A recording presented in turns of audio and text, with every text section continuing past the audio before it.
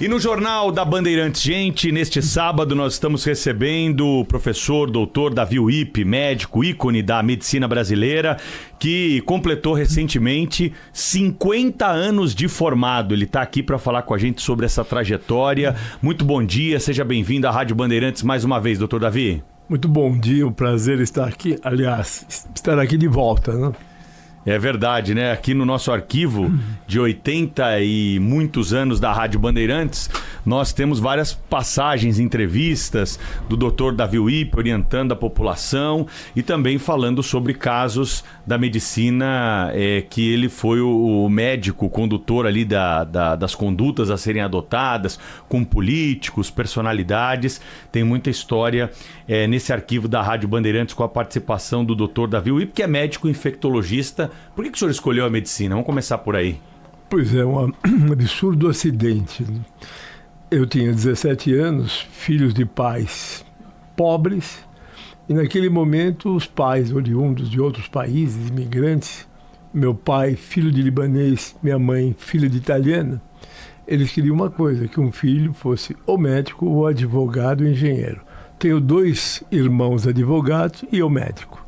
17 anos... E aí o senhor decidiu seguir o caminho da medicina. Como é que foi no começo ali? Muito difícil. Eu era muito novo, 17 anos, imaturo. Os 2 primeiros anos da faculdade foram muito sofridos.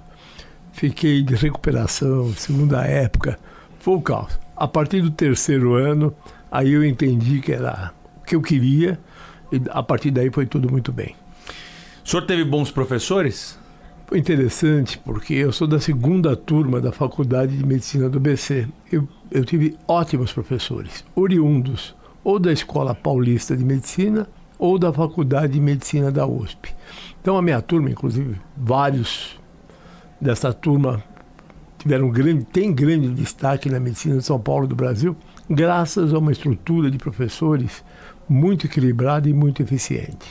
O senhor resolveu ser médico infectologista porque descobriu na faculdade essa paixão? Foi algo que algum mestre o conduziu a esse caminho? 2 fatos interessantes. Primeiro, o mestre, o professor Vicente Amato Neto, grande professor da infectologia. Então, o Amato, eu fiquei muito próximo do Amato e uma das coisas que eu percebia é que eu precisava fazer estágios extramuros. E surgiu o projeto Rondon, que é um projeto clássico, e nós da medicina nos uníamos ao pessoal de Lavras, da Federal de Minas Gerais, e o destino era o Vale do Jequitinhonha, Araçuaí, uma área muito pobre. Então tinha o campus do Vale do Jequitinhonha e nós desenvolvíamos projetos lá. Eu me encantei, a tal ponto que eu virei subcoordenador da área de saúde, e um determinado dia eu falei para o meu pai, eu vou morar em Araçuaí. Meu pai falou, tá ótimo, depois de formado. Esse foi um fato. O segundo, por esta proximidade com o professor Amato, ele sabia que eu era bom de bola. Então, eu como aluno do ABC, ele me levou a jogar no time do Amato, que jogava no Hospital das Clínicas aos sábados de manhã. Então eu fiquei muito próximo da realidade do Brasil e muito próximo do professor Amato. Daí o infectologista. O que faz o médico infectologista, Dr. Davi Uip? Hoje muitas coisas, né? O infectologista é um grande clínico, ele tem que ser muito bem informado, mas ele atua desde a saúde pública, medicina privada, controle de infecção hospitalar, medicina do viajante, vacinas, laboratório, pesquisa. É uma área que te oferece muitas oportunidades. E hoje, qual é a grande preocupação dos infectologistas aqui no Brasil, diante, né, de tantos cenários que passamos recentemente? O senhor classifica qual é a prioridade do país nesse assunto? Eu estou muito preocupado com a multiresistência microbiana. Eu venho falando isso há muito tempo e hoje nós vivemos uma epidemia. Para eu te dar números, o que se imagina que aconteça até 2050, caso nada seja feito, que o número de mortes por infecção hospitalar, bactérias multiresistentes, fungos também, ultrapassará o número de mortos por doença cardiovascular e por câncer.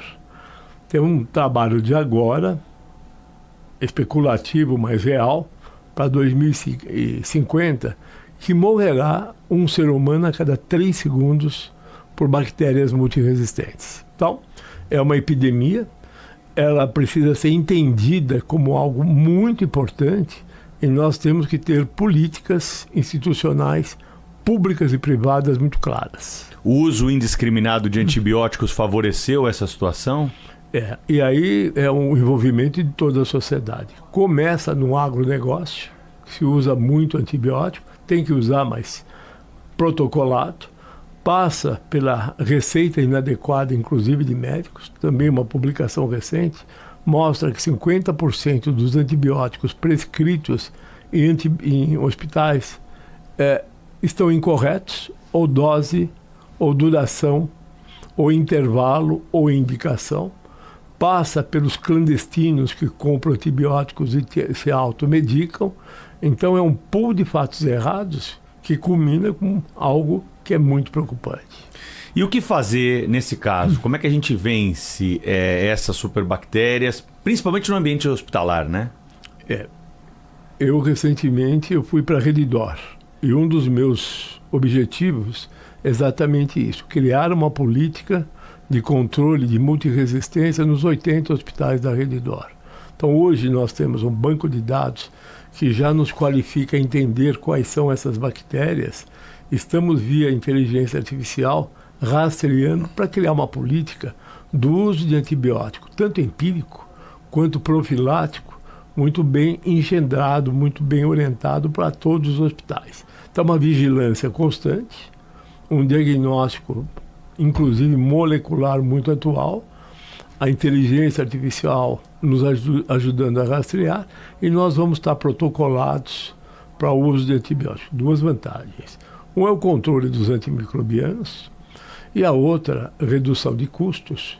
É o que eu falo, é fazer direito e reduzir custos. Você não reduz custo fazendo errado, é fazendo direito, o que é fundamental hoje para sustentar o sistema de saúde. Esses protocolos, eles são internacionais, que são seguidos aí pelos hospitais para limpeza, para detetizar, tirar a infecção. Isso tudo é regido por uma carta internacional? De onde vêm esses parâmetros e essa atualização? Tudo é protocolado, né? Desde nível internacional, passando pelas portarias do Ministério da Saúde. Agora, precisa seguir. Se você não seguir, esse é também um dos fatos da Redditor. Nós adequamos todos os profissionais, infectologistas, médicos da CCIH, farmacêuticos e enfermeiros para ter uma estrutura competente de vigilância. E mudamos o sistema. De comissões de infecção normativas, nós transformamos em comissões de infecção proativas. Neste momento, 9 antibióticos usados na rede, os 9 principais, são prescritos, avaliados por um médico da Comissão de Infecção Hospitalar. Na avaliação do senhor, pela preocupação que sinto nas suas palavras, a área pública da saúde tem conhecimento dessa gravidade, está trabalhando em prol disso? Pode ser feita alguma coisa, alguma revisão de protocolo, alguma medida pode ser tomada para frear esse aumento de vítimas das superbactérias? Contar a publicação da Organização Mundial de Saúde agora. O objetivo é que em 2026 diminui em 10% essas bactérias multiresistentes. Serão necessários o investimento de 9 bilhões de dólares por ano, especialmente para países em desenvolvimento que não têm sistema de controle. O Brasil, o Ministério da Saúde, tem várias portarias que regem o que deve ser feito. Agora, o grande problema é fazer cumprir. Para isso, você tem que ter uma vigilância pública e privada muito ativa. E hoje é deficitário esse ponto? O que nós estamos vendo é que muitas das portarias não estão sendo cumpridas. Então, eu acho que nós temos que melhorar muito. Eu digo, até falei para os ministros, que a rede privada tem obrigação até de ajudar a pública e vice-versa. Essa história de público e privada diferenciadas, uma não fala com a outra, acabou. Nós temos que juntar para ter a melhor política pública para o cidadão. Nós estamos conversando aqui na Rádio Bandeirantes com o professor doutor Davi Wip, que completou recentemente 50 anos de formado na Faculdade de Medicina e tem uma trajetória aí de sucesso, está compartilhando com a gente experiências, trazendo também outras informações nessa entrevista para você que nos acompanha aqui na Rádio Bandeirantes. Doutor Davi Wip, ao longo desses anos todos foram muitos pacientes, a gente lembrou de alguns aqui, Mário Covas, próprio neto dele, o Bruno Covas, e outros tantos que o senhor acompanhou durante um período difícil da vida, a luta contra o câncer. Como que o senhor desenvolveu essa habilidade para dar notícias que não são nada agradáveis para os pacientes? Como que é para o médico essa relação e ser o porta-voz de uma notícia que ninguém quer receber? Pois é, foi um aprendizado doído. A minha primeira grande experiência foi fazer parte da equipe que tratou do presidente Tancredo Neves. Eu me refiro a 1985. Quando o presidente veio para o INCOR, eu fazia parte da equipe de infectologia, liderada pelo Amato Neto, e nós mudamos para o INCOR. Eu vivi no INCOR os dias que ele ficou internado. E eu comecei a perceber como era a comunicação. Naquele momento não era boa, não tinha transparência que era necessária. Muitos fatos foram contados de uma forma e, na verdade, eram outros. Isso eu percebi muito de perto, porque eu ficava 24 horas por dia, eu via como eram feitos os boletins e divulgados, e foi um grande aprendizado. Quando muda essa história? É muito interessante, porque muda com a doença do Mário Covas. Nós descobrimos a doença do Mário Covas, fomos dizer para ele, que foi uma situação de uma dor imensa para nós médicos. Mário Covas ouviu, atendeu, e ele falou: olha, Davi, você vai ser o porta-voz, o meu porta-voz, porta-voz do governo e da família. E é assim que vai ser. Você vai falar absolutamente tudo. Eu fui eleito pelo povo, e o povo tem que saber o que eu tenho. E assim foi. Vou contar um fato que é muito interessante.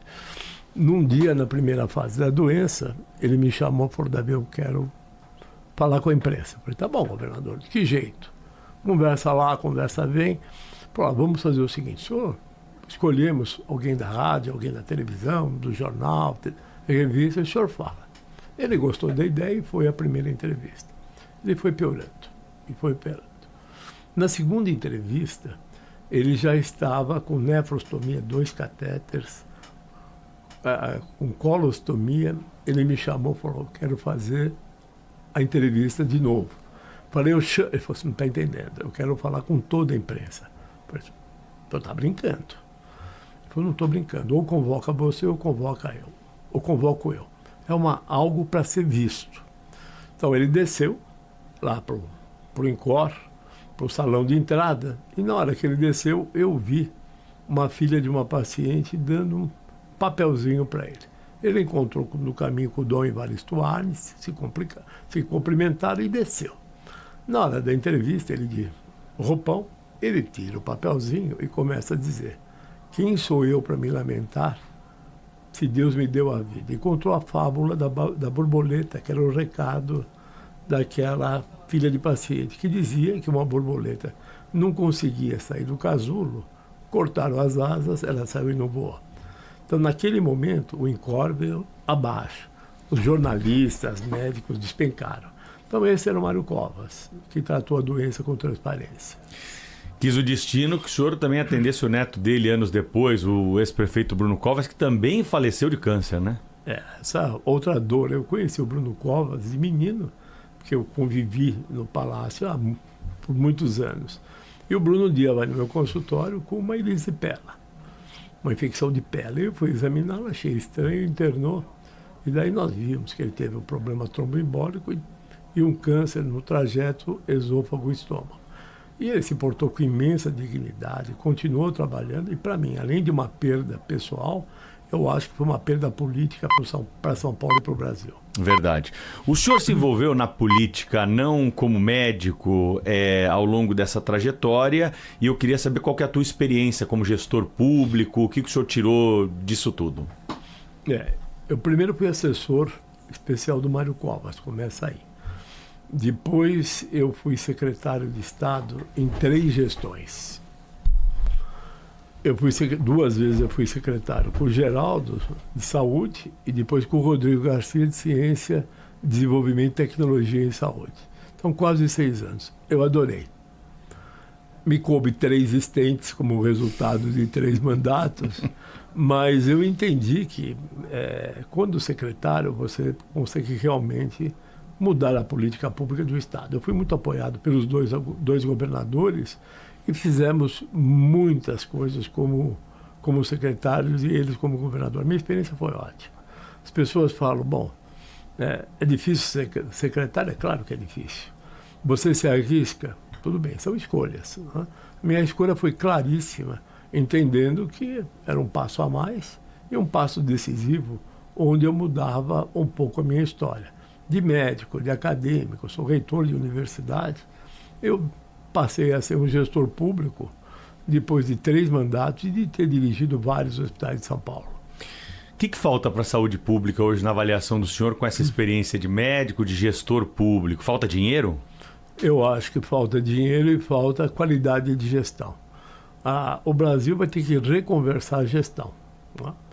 O Brasil, que eu falo, federação, estados e municípios. A administração direta é muito difícil. As OS foi um avanço, cresceu demais. A autarquia especial, a autarquia tem problemas. Fundação de apoio e fundação mantenedora também. E do lado um sistema único de saúde que é espetacular, que é o SUS. Só que o SUS precisa de mais recursos e melhor gestão. Professor Davi Wippe, vamos falar um pouco sobre o futuro. O senhor falou que está na faculdade ainda, né? Não larga a faculdade e percebo aqui na sua declaração que o senhor fala até com um carinho especial dessa atividade de ser professor, de estar em contato com os alunos. Como é que vem essa geração de médicos agora? Preocupante. Por quê? Muitas faculdades de medicina e poucos locais de estágios. Então, o que nós estamos vendo? Nós estamos vendo hoje uma disputa por leito de estágio, que vai da atenção primária até hospitais de alta complexidade. No ABC, onde eu sou reitor do Centro Universitário FMABC, nós estamos com uma disputa. Novas faculdades de medicina de outros estágios que os alunos vêm fazer o internato na nossa região. Então, para te dar um exemplo, uma sala de parto com 10 alunos. Escuta, você vê a mulher tendo parto, a criança nascendo e 10 alunos, é absolutamente indigno. E é isso. Ou haverá uma regulamentação, ou faltarão locais de estágio. E medicina, não só medicina, a área de saúde, você precisa ver doente, você precisa operar, precisa examinar. Então, isto virou algo muito preocupante. E o segundo ponto, que talvez até que mais me preocupe, que os egressos, os recém-formados, 30% não querem fazer residência. Eu fui atrás para entender o porquê disso. O primeiro fato é compreensível. O indivíduo, para entrar numa faculdade de medicina boa, demora 2, 3 anos de vestibular. 6 anos de faculdade de medicina e ele não está pronto. Então tem que fazer residência. Agora, o que ele vai buscar? O primeiro emprego. Programa da saúde da família, o plantão da periferia, porque ele foi financiado pela família ou por algum órgão e ele está endividado de um jeito ou de outro. Ele quer começar a ganhar dinheiro. Eu entendo isso. O que eu não entendo são os que estão saindo e eles acham que vão fazer medicina pelas redes sociais. São os influencers que não têm a menor qualidade, seriedade, não estou generalizando, mas que não é assim que vão se pós-graduar, não é assim que vão entrar no mercado e muito mais, não é assim que eles vão permanecer como médicos atualizados, atuantes, que fazem a diferença. Eu estou muito preocupado. Doutor Davi Wipper, o senhor é a favor de um exame para o exercício da medicina nos moldes do exame de ordem, por exemplo, para quem cursa direito e quer ser advogado? Já está melhorando, porque esses exames estão ocorrendo na evolução do curso de medicina e ficando apertados. Agora, nós fomos submetidos ao ENAD e tivemos a maior nota 5. Também no credenciamento, tanto de medicina... E como é que funciona hoje, desculpa? É um exame geral que você faz nos alunos que estão se formando. Tá. O exame, a semelhança do OAB, está em discussão no Congresso. Tá. Eu sou plenamente a favor. Esse é um exame de avaliação dos alunos que estão se formando. Você está avaliando a escola. Tá. E se a escola não for bem, ela vai ter problemas no ano seguinte. Certo, mas ele vai ser médico de qualquer maneira, médico, independente da nota. Aí o senhor é a favor de uma nota de corte? Pelo seguinte, o indivíduo se forma, no Tá. dia seguinte ele pode estar operando. E, olha, eu estou nisso, eu fiz 3 anos de residência, mestrado, doutorado, livre docência, professor titular, diretor, reitor, estou nisso há muitos anos. Ninguém que se forma está pronto para exercer medicina no dia seguinte. Precisa de horas de voo, né? Horas de voo, 50 aninhos. E deixa eu te perguntar também a respeito ainda dessa questão, né, do número de faculdades de medicina que o senhor mencionou. Isso está nas mãos de quem? É do governo? O atual governo, o ministro Camilo Santana, ele cortou tudo que ele pôde. Eu tenho uma proximidade, ele falou. Mas teve as ordens judiciais, os processos de andamento, então liberaram mais do que ele mesmo queria. Mas vai ter que ter uma política clara para isso. Né? Para você ter... Tem estruturas que podem ter mais faculdades de medicina. Agora, você não pode fazer uma faculdade de medicina num município que tem 20 mil habitantes e sequer tem um hospital. Não tem sentido. Quer dizer, para abrir uma faculdade de medicina tem que ter logística, tem que ter estrutura e tem que ter esse aparato fundamental que é lugar para o estágio, que começa no primeiro ano da faculdade e fica muito mais importante no 5º e 6º, depois na residência. Serve para graduação e para pós-graduação. Judicialização da saúde, outro tema que não pode faltar nessa nossa conversa. Interferência excessiva do judiciário nas questões da saúde e também como frear alguém que está buscando a reivindicação de um direito constitucional na medida que ele não está sendo oferecido. Qual que é o ponto de equilíbrio dessa discussão? Essa pergunta, eu falo que é muito fácil responder o que está errado e o que está certo. Agora, o que está certo e o que está certo, aí todos têm razão. Não é? Eu imagino que um pai tem um filho que precisa de um medicamento que custa $1 milhão.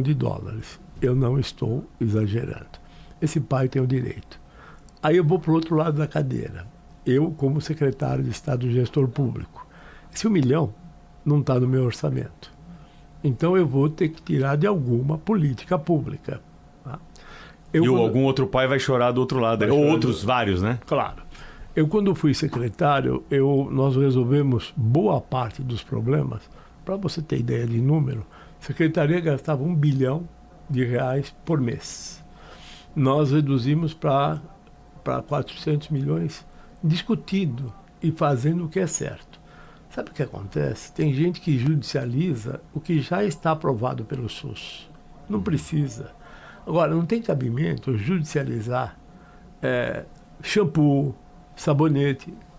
Acredite que isso também acontece. Então, você tem que ter um pente fino para realmente ver o que é pertinente ou não. Mas eu tenho uma história muito engraçada. Eu fui no local onde eu desliguei meus 2 celulares. E quando acabei de falar que eu religuei os celulares, eu vi que estava um alvoroço, principalmente meus filhos, me perguntando onde eu estava preso. Houve uma ordem judicial de um juiz do interior, ele pediu um mandato de prisão, porque eu não cumpri a ordem de fornecer, de comprar um derivado do cannabis. Só que naquele momento eu tinha uma escolha. Ou comprava e não ia preso, ou comprava era contrabandista. Então tem essas coisas. Quer ver outro exemplo que é muito complexo? Eu, diretor de hospital, eu recebo uma ordem para internar uma criança na UTI. Eu quero fazer isso. Quem que eu tiro? Tem que ter alguém para pôr uma outra criança. Nós conversamos muito com o judiciário para tentar estabelecer até um apoio técnico para melhor decisão do juiz. São escolhas difíceis, dá pra gente imaginar. Doutor Davi Wippe, pra gente finalizar aqui, já caminhando pro fim do nosso papo, muito agradável nesse sábado aqui na Rádio Bandeirantes, falando sobre a sua trajetória, falando sobre o passado, presente e futuro da medicina. Claro que a gente tentou pincelar aqui os principais assuntos dessa trajetória e trazer um pouco da tua experiência, né? Inclusive com números. Como é que está o campo da ciência, da pesquisa aqui no Brasil? A gente tem condições de evoluir ainda mais, fazer descobertas, contribuir, assim como outros países, né, têm um investimento alto nesse campo da pesquisa? Eu acho que até o momento de grandes oportunidades. O Brasil tem bons órgãos financiadores de pesquisa e tem ótimos pesquisadores. Precisam ser cada vez mais incentivados. Nós temos cultura para isso, nós temos competência, mas precisamos de novo de políticas públicas, tanto privadas quanto... Essa é uma coisa que eu queria deixar muito claro. A responsabilidade da pesquisa não é só pública, ela é privada também. Então eu acho que pode fazer mais e melhor. Um exemplo que eu gostaria de deixar aqui. O que aconteceu nas duas grandes pandemias? Eu vivi várias, mas as duas que chamaram muita atenção, AIDS e Covid. AIDS nós não temos até hoje vacina, mas nós temos medicamentos que controlaram a doença, as pessoas vivem mais e melhor e controlaram a transmissão. Vai acabar a transmissão de mãe para filho. Então, evoluímos. Covid, o que nos salvou foi a vacina e o distanciamento social. A história muda com a vacina. O que mudou o mundo? O que mudou o mundo foi água tratada, antibiótico e vacina. E sobre essas descobertas do que o senhor acompanha, o que está vindo aí que é o mais importante, que o senhor aposta que no curto prazo ou no médio prazo nós teremos acesso e vai também transformar essa história das doenças infecciosas? Eu tenho dado uma aula que é infectologia passado, presente e futuro. Para vocês terem ideia do passado, eu fui para a pandemia de Atenas 500 anos antes de Cristo. Estou longe, hein? Fui longe. E cheguei no futuro. E quando eu fui, a primeira vez que eu dei essa aula, eu falei, eu temo que eu vou falar de futuro já esteja ultrapassado. Mas vem aí a vigilância genômica, tanto do ser humano, do parasita, o CRISPR, que você recorta o RNA, vem a medicina personalizada, vem a imunoterapia-alvo, vem muita coisa nova. Dizem que o cidadão apto a viver 140 anos já nasceu. Eu acho exagero, mas eu queria terminar com uma história muito interessante. Nesta aula, o meu penúltimo diapositivo, eu mostro o Prêmio Nobel de Química 2024, 3 cientistas. Um deles, o professor Harris, ele fez o sequenciamento de 200 milhões de proteínas.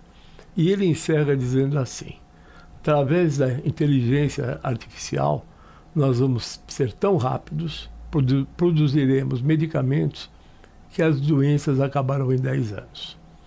Esse é o penúltimo diapositivo. O segundo é do Alexander Fleming, em 1928, que acidentalmente ele descobriu a penicilina. E aí entra a imagem do Fleming, por inteligência artificial, ele falando o seguinte: eu acabo de descobrir uma penicilina que terminará com as doenças bacterianas.